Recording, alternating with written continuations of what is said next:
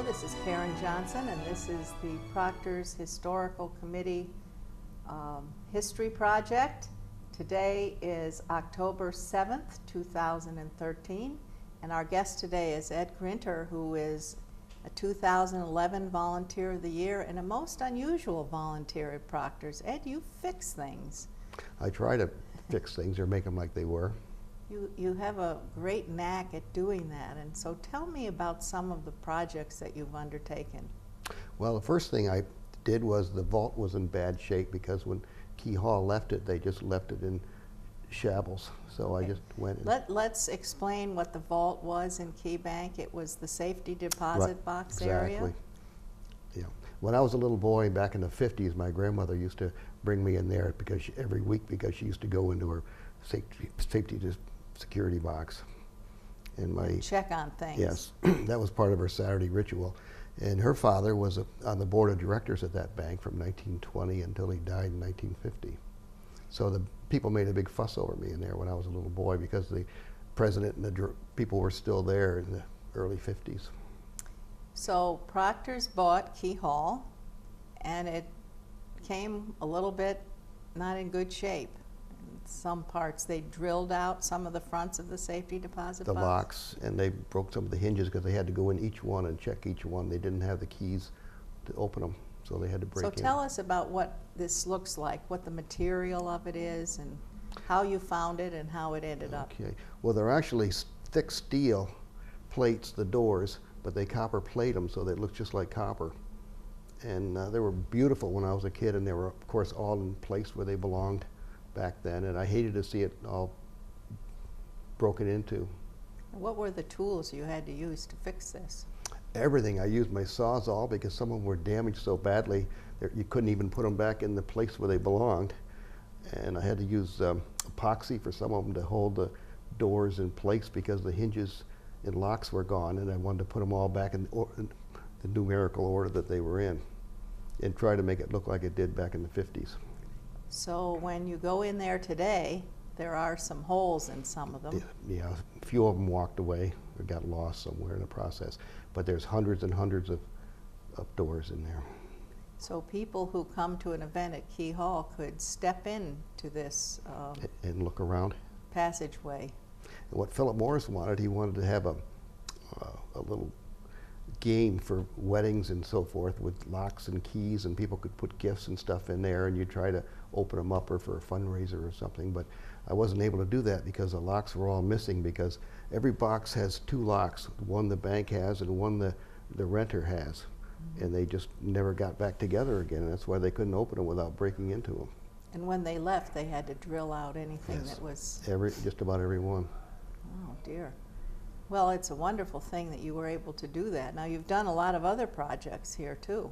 Right. In the middle of that one, I noticed the bathroom in the bride's room was getting so bad that they weren't going to use it anymore because the walls were falling down, and the ceiling and walls and everything. And there's no other bathroom in Key Hall for receptions, or for, and I thought the bride shouldn't go to the public one. So the bride's room is a small room towards State Street. It's a large office. Used to be the president's office. Aha, from president to bride. Mm. Yeah. So I thought they needed a bathroom. So you had to do ceiling repair and... Well, the funny part of it is I couldn't do conventional methods because it was old fire brick underneath and it was all crumbly. Mm-hmm. And there was no nailing or screwing to it. I had to use epoxy and use boards to hold the wall board until it adhered to the walls, and then plaster it. So there are a lot of brides that are thankful that you did that, I'm sure. I would imagine. Plus there was a window in there that hadn't been opened in about 80 years. And you should have a window or a vent in a bathroom. It's code. So I got the window to open, and the window was broken, and I had it replaced with some frosted glass, so it really looks nice. Okay. And put a screen in there and weather stripping, and it's open during the spring and summer and early fall. So you can get fresh air. So Key Hall is quite a wonderful place. If people I've always haven't liked seen it, it's so historical looking, and the job that was done restoring it was exceptionally good. When I was a little boy, it had skylights because the bank was only open during the day. So it had skylights, and you could look up and see the skylights, and the desks all had these green banker's lights on it, you know, and nice desks and everything. And of course, they made a fuss over me when my grandmother brought me in. And I really thought that was really a neat bank.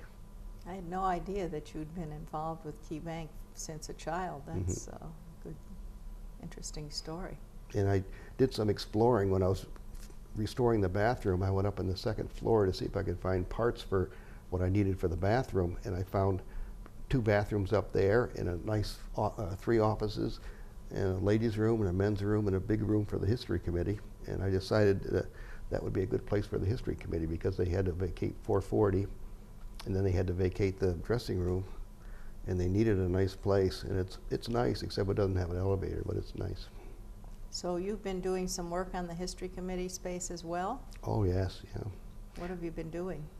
Well, I fixed the room up as best and as fast as I could so they could move things in there and put a lot of pictures on the walls.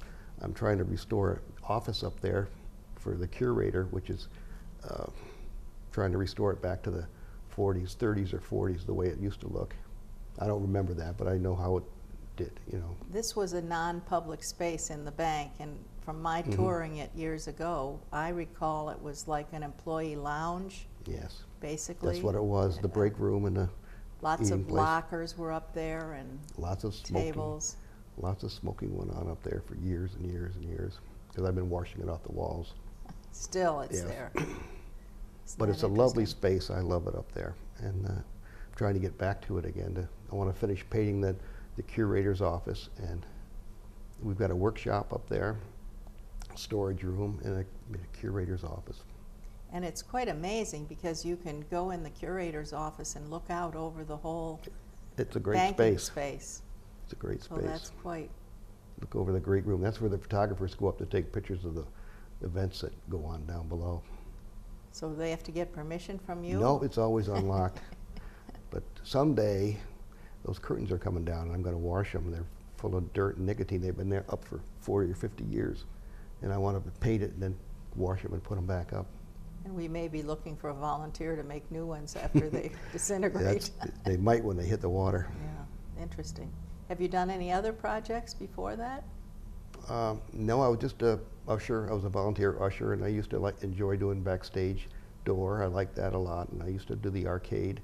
I liked that a lot, but it was just too much with the commitment of the restorations and the ushering and everything. We just couldn't do everything.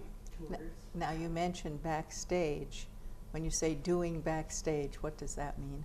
There's a little desk back there, and you sit and watch the door and watch who comes in and out and try to profile to see whether they belong there or not without being obtrusive. And it's fun because it seems to be good luck to a lot of the actors to say hi to the old guy at the backstage door when they come in, and I used to enjoy that a lot. It's a volunteer activity at Proctors that only the volunteers know about. I think it's... And I talked it up so much, we've got a lot of volunteers that do it now. So you take a 3-hour shift or something like that? It's usually like from 6:30 to 11. So the whole time during the show and also during rehearsals, as I understand. Well, just during the show. But you do get to see some backstage stuff. Sometimes the door's open, sometimes it's closed, but sometimes you can see what goes on, and it's fun to see that. And all the excitement before a show comes on. So you get to meet some of the cast? Yeah, I have got to meet some of I got to meet Kim from Miss Saigon. I gave her a dozen roses that somebody dropped off, and Cindy brought them back for me to give to her.